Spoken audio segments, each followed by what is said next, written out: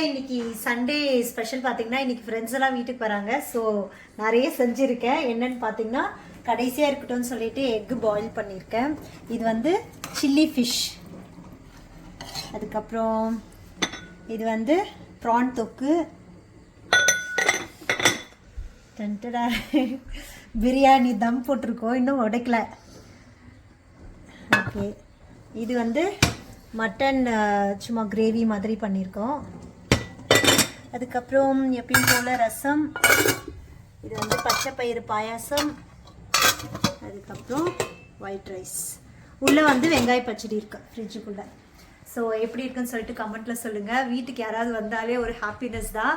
அவங்களுக்கு நம்ம பரிமாறணுன்னும் போது இன்னும் எக்ஸ்ட்ரா ஹாப்பினஸ்.